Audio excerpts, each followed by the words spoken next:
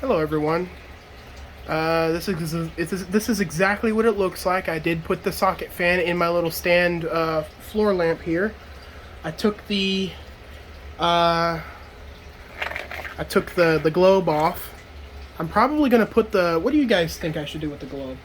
Should I put it back where it used to go, or there was one time where I put it in upside down, and it acted as a really cool looking halo? Which one should I do? Because it obviously doesn't serve a purpose no more since it can't fit that way. But remember, these socket fans, they do come with this extension, but I don't want to put the extension on because it makes it too unstable when it's spinning. This may be weird and all, but this is why I'm making the video. I was experimenting with some of my fans, getting them running. And yeah, getting them running for the summer, making sure everything's running. I should have done it when the summer first begun, but I'm doing it for some reason in midsummer. But I come over here. Sorry for the wind noise. This is this was in one of my very first videos here on YouTube, actually. I don't know if any of you guys remember this. Some of you OGs of my channel who've been here ever since the beginning remember this. Did it in one of my first videos ever having dialogue talking, so still works on every speed. I didn't think it still would run because last time I ran it seized up on me, but now suddenly, after it sat for nearly 2 summers, it's working well again. So back to the socket fan, and yes, I still do have the wall of blades. There's a lot of cobwebs over there. That shows how long it's been since I've even touched the blades over there. But yeah, let's get started with this little demo. I've already tested it and made sure nothing bad was going to happen, like it was going to start hitting stuff. That blade's already warped. I haven't even had this for a year yet. It's probably because I had it. This is the only way I can install this, by the way. I don't want to take the globe off my fan here, as I already have this light in here. And I do have my LED lights running. Camera doesn't do it justice, but I got them running on a like a skin tone white. Warm white. So here we go. Let me get the light running. I don't ever use a light on this because it's a non-replaceable light in there. So I only want to use the fan on it. If it I wish it kind of had like a. I wish these things ran in halogens. Like I wish these things had like halogen lights in them, or like a mini circuline or a mini circle fluorescent bulb or something. Not any a non-replaceable LED disc, but that's okay because I don't plan on using the LED that much anyway. Obviously, it gets brighter. It's like super bright now. It's bright enough to use in a garage. These are definitely recommended for garages that you normally would like to cool down a little bit if you have if you start a shop in your garage during the summer, do repairs out in the garage, or during the winter even. This thing just doesn't reverse, so you would need a heater in your garage. But yeah, overall the garage stays the same temperature as it is outside because it has no air ventilation other than the front door. So here we go. Let's start it on low. It's gonna kind of do, well, never mind. It didn't do its famous backspin before it starts. So yeah, it's really hard to see, but this is slightly wiggling down here. It's really hard to see actually, but it's not doing it as bad. And I gotta say, it's moving some air for being stored. For being started up upside down. I think these things do pretty well upside down. There's medium.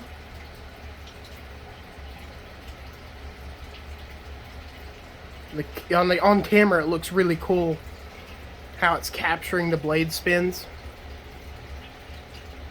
And it is slightly wiggling a little more, but it's not bad. And it's not vibrating too much, so overall it's still pretty balanced after having that warped blade. And here's high. And I mean, look at this. It even got even more steady. It's cool. Okay, it's vibrating a little more. It's not bad. I would definitely have to make sure it's screwed in all the way every now and then because the motor has a torque pull so it could potentially unscrew itself over time. Because see, it's even fighting me here. See, if I turn it, it's actually fighting me.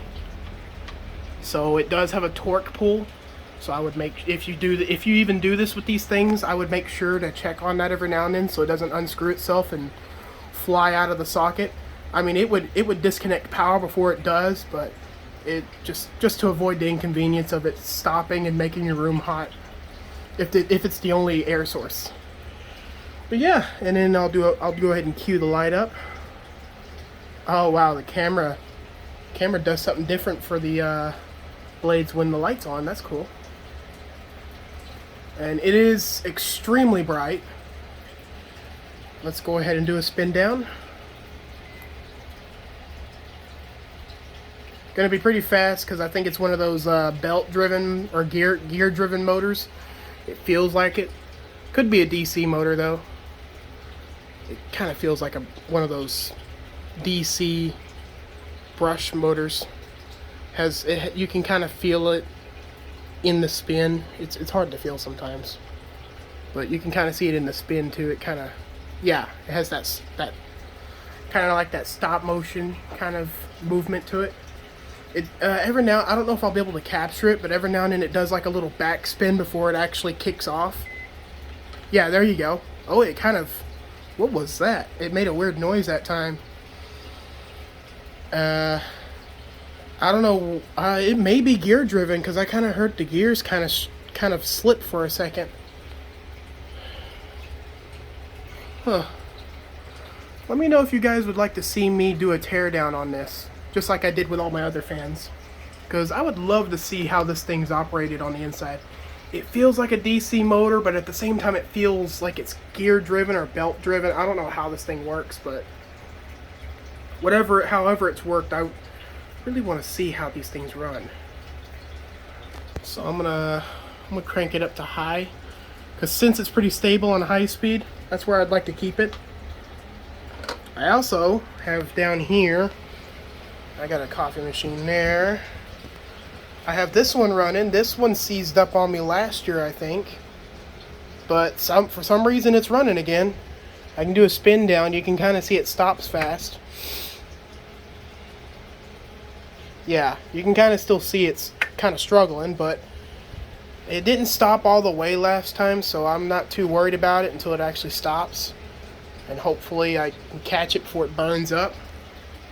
This one over here did the same thing once. But yeah, that's all I really had to show you guys. Also, let me take y'all to the other side of the room real quick. I would cut the video on these occasions. Whoop, tripping over stuff here. But I have this little guy running again. This also, ooh, I can smell the oil from it too.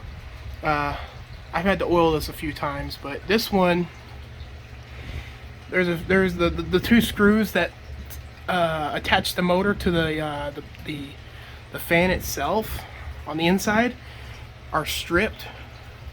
So now it can't be angled up and run anymore, so it has to be angled down. So I have it circulating air out of the closet to prevent humidity from building up in here, even though I keep the doors open at all times to prevent that. So yeah, so I have that running too. So yeah, there's the socket fan again. Ooh, out of focus. Alright, that's all I had. That's all I really had for you guys. I'm going to try and get some more fans running. Yeah. But I do apologize if videos, they've slowed down recently. I just haven't really had the fire in me like I used to do videos and stuff, because nothing much has been coming up new lately. But I don't even think you guys have even seen the little Better Home Better Gardens fan I had there. But if you guys like to see a demo on that, just let me know and I'll do a video of it in its own, and maybe I'll even do a teardown video of that too, just to get it oiled. And I'll do a teardown video of that one as well, to get that one oiled. because they both need to be cleaned, so I might as well do it all in one shot. So yeah, that's all I had for you guys. All right. Thanks for watching. Until the next video.